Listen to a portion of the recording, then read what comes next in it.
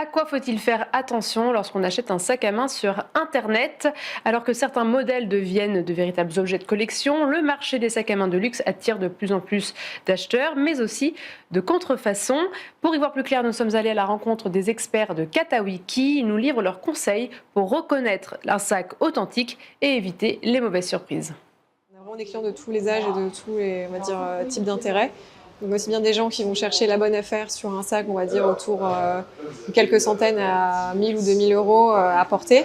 On a aussi des gens qui ont des collections très importantes de sacs, à parfois plusieurs dizaines de milliers d'euros. On vend des sacs autour de 40 à 50 000 euros, c'est souvent chez Hermès. On est en présence de deux sacs Kelly Hermès, donc attention, il y a un faux parmi ces deux. Quand je regarde un sac, je regarde toujours son aspect extérieur, c'est-à-dire est-ce que le modèle existe. Donc là, c'est vraiment le modèle Kelly, il n'y a aucun souci là-dessus.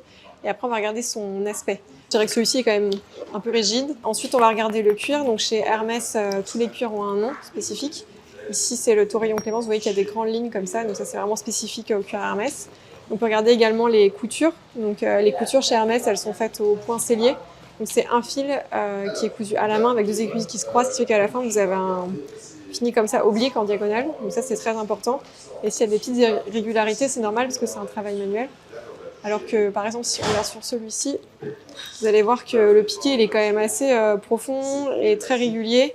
Le fil, il est un peu brillant, donc ça fait déjà plus penser à une couture machine. Ensuite, ce qui est important à l'extérieur, c'est les parties métalliques. Et il ne faut pas qu'il y ait d'aspect étrange au niveau de l'oxydation par rapport à l'extérieur, mais également de la manipulation. Et quand on l'ouvre, vous pouvez regarder les sanglons, les petits clous qui sont à l'arrière des sanglons s'ils ne sont pas trop bombés. Si on ne voit pas trop les parties métalliques au travers, donc ça c'est un bon point. Le zip à l'intérieur. Donc là, les gravures sur le zip, c'est très important. C'est la gravure Hermès.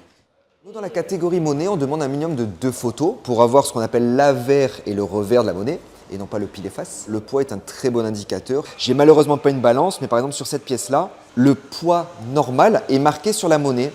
C'est marqué poids 27 grammes. C'était inscrit sur les monnaies d'Indochine. Et celle-ci, de façon garantie, ne fera pas 27 grammes. Va certainement faire dans les 21 grammes.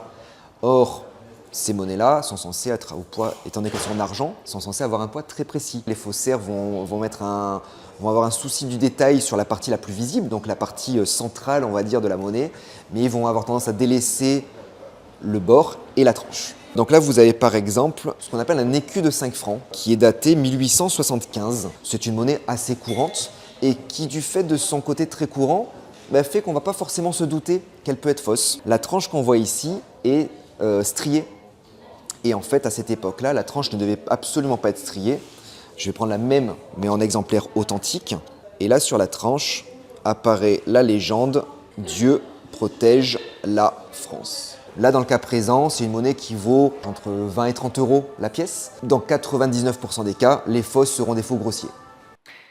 C'était notre reportage avec les experts de Katawiki. Tout de suite, l'interview du week-end.